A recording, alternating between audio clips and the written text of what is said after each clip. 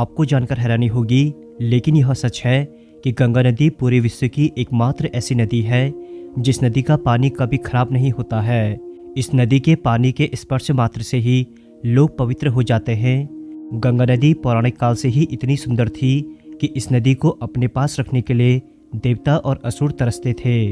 यदि हम आधुनिक युग की बात करें तो गंगा नदी के पानी की जब वैज्ञानिकों ने 1890 में स्टडी करी तो वे भी हैरान थे कि आखिर इस नदी के पानी में ऐसा भी क्या है जिसमें ना तो कभी कीड़े पड़ते हैं, ना ही ये खराब होता है और ना ही इसके पानी में कोई गंध आती है।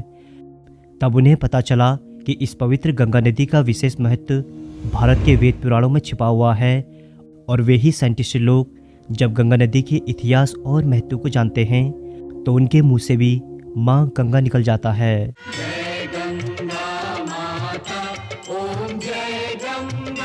दोस्तों, गंगा नदी के पौराणिक काल को जानने से पहले हम आपको गंगा नदी के बारे में कुछ विशेष बातें बताते हैं जिनके बारे में शायद ही आपको पता हो। इसलिए मैं आपसे रिक्वेस्ट करता हूँ कि इस वीडियो को अंत तक जरूर देखिएगा। साथ ही में नैनीताल मीडिया यूट्यूब चैनल को सब्सक्राइब जरूर कर लीजिएगा ताकि आगे आने वाली वीडियो से आप निरंतर अपडेट रह सकेंगे। गंगा नदी उत्तराखंड के गंगोत्री ग्लेशियर से होकर गुजरती है, जहाँ यह गंगोत्री के पास गोमुख से निकलती है। गोमुख गंगोत्री का ही एक ग्लेशियर है जिसके अंदर से गंगा निकलती है। इसको गोमुख इसलिए कहा जाता है क्योंकि गोमुख की आकृति सेम गाय के मुंह के समान दिखाई देती है, तब इसका नाम गोमुख रखा गया। गंगा नदी गोमुख से निकलते हुए भारत के कई राज्यों को टच करते हुए बंगाल की खाड़ी के पास जाकर समुद्र में मिल जाती है, जहां गंगा नदी की टोटल लेंथ 2525 किलोमीटर है और भारत की इंडस रिवर और ब्रह्मपुत्र के बाद तीसरे सबसे लंबी नदी गंगा नदी ही है। दोस्तों, लोगों का बस अब यही सवाल रहता है कि गंगा नदी का पानी क्यों खराब नहीं होता है और ना ही इसके पानी में कोई कीड़े पड़ते हैं और इसको छू लेने मात्र से ही कैसे इंसान पवित्र हो जाते हैं। तो मैं आपको इस सवाल के 3 फैक्ट्स बताता हूँ, जिसमें पहला फैक्ट यह है कि गंगा नदी का पानी अपने आप में काफ़ी विशेष है। ऐसा इसलिए क्योंकि इसके अंदर एक विशेष प्रकार का वायरस पाया जाता है जो कि किसी भी प्रकार के बैक्टीरिया को पनपने नहीं देता है, जिससे इसका पानी हमेशा शुद्ध रहता है। यह वायरस कुछ ऐसा है जिसे अभी आप स्क्रीन में देख रहे हैं। फैक्ट नंबर 2, गंगा नदी के पानी में अन्य नदियों के पानी की अपेक्षा 25% ज़्यादा ऑक्सीजन पाई जाती है, जिससे इसका पानी कभी भी नहीं सड़ता है। फैक्ट 3, गंगा नदी जिस स्थान से निकलती है वहाँ के पेड़ पौधों और पहाड़ों में लगी जड़ी बूटियों के संपर्क में आने से इसके पानी में कई सारे मिनरल्स मिल जाते हैं जो कि इसके पानी को कई सालों तक हेल्दी और फ्रेश बनाए रखते हैं। इस वजह से गंगा नदी का पानी इतना साफ स्वच्छ होने की वजह से इसे हिंदू ग्रंथों में इतना पवित्र माना गया है कि इसको छू लेने मात्र से ही इंसान का भला हो जाता है।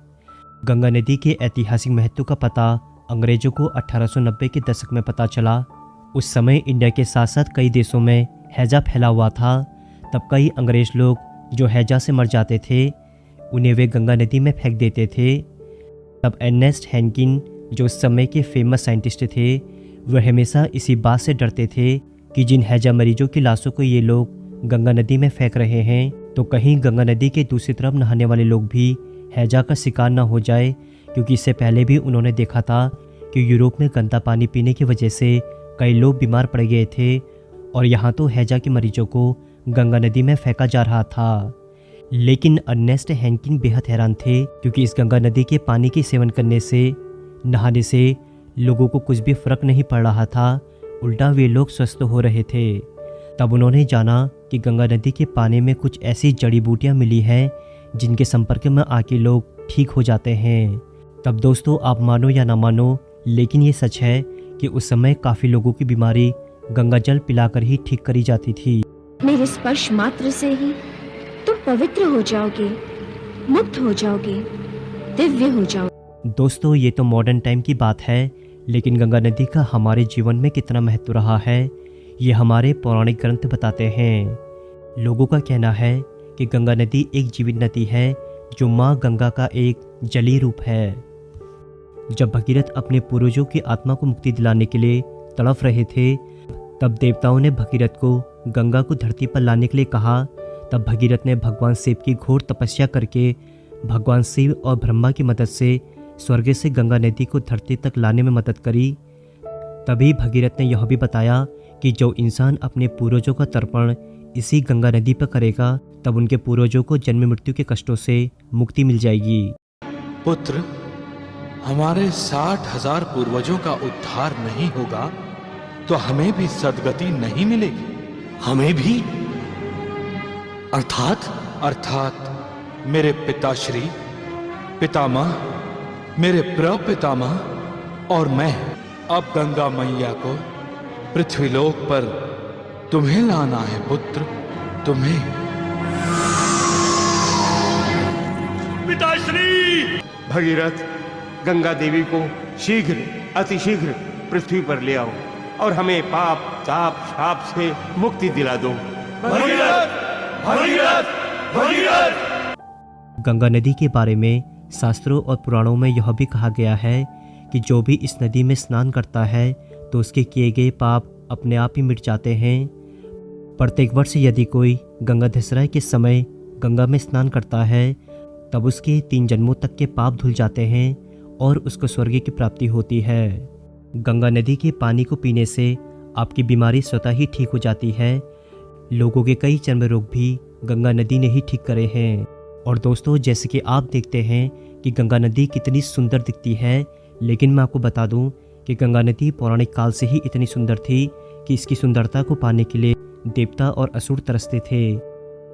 इसका पानी यदि कोई नियमित रूप से पीता है तो उसका रूप भी काफ़ी रूपवान हो जाता है।